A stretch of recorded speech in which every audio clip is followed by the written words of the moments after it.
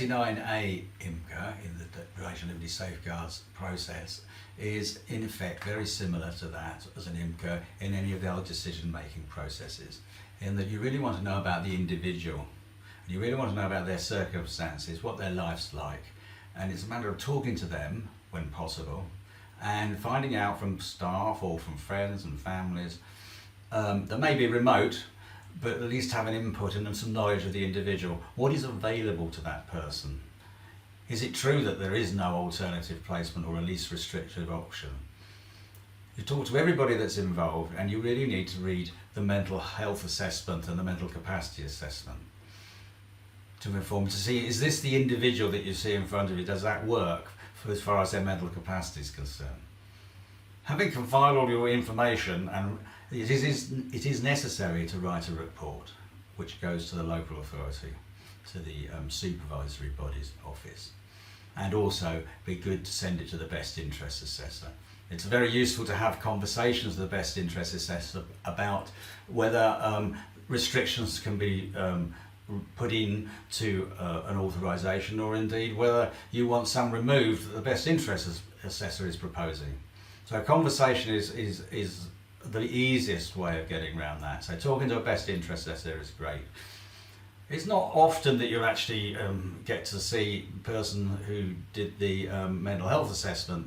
They're all done at different times, but you can still read what's there. You won't want to be writing a report until you've read the other assessments. And what you're doing with the best interest assessment is to contribute to their report. So you certainly need to know about what the mental capacity issue is and what the mental health issue is.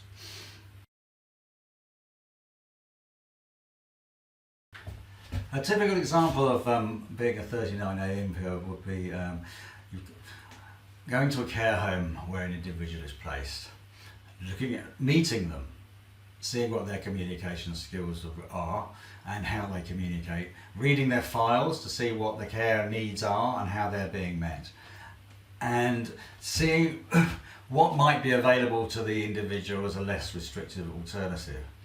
In a particular case, a gentleman was used a wheelchair but spent most of his time in bed.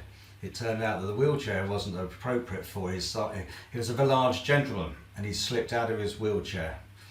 And he became anxious about being in the wheelchair, as well as the staff were anxious about having to pick him off the floor. So it kind of got left.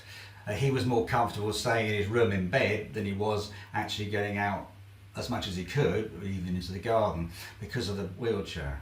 So one of the recommendations the advocate made to the best interest assessor, having discussed it with him, was that the home should make inquiries and the right referrals to have a proper fitting wheelchair for the gentleman, on the assumption that that will be the least restrictive, give him more access to the community, more access around the home, and hopefully when he'd had it, it would give him the confidence to use it knowing it was the right chair.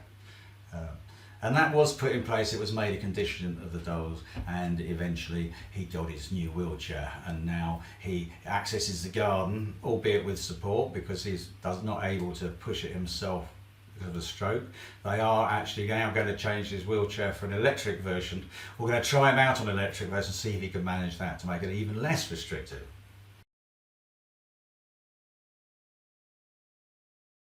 (39B) IMCA doesn't actually exist. It seems to have got lost somewhere in the structure of the regulations and the code of practice, and it never came out. No one knows and could tell me anymore why or what happened to a 39B. So forget anything about 39Bs, they don't exist.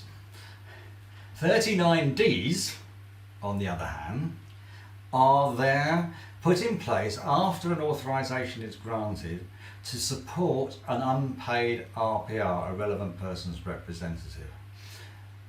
Usually family members or unpaid people who don't know anything about the Mental Capacity Act or anything about deprivation of liberty safeguards, all the process and the rights that they have to be, in their role. And they are entitled to have the support of an advocate, and one should be referred for as soon as an unpaid RPR is put in place.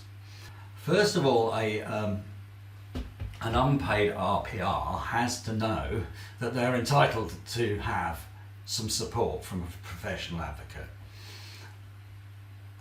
They are able to request the support of an advocate through the supervisory body, and the supervisory body must supply one.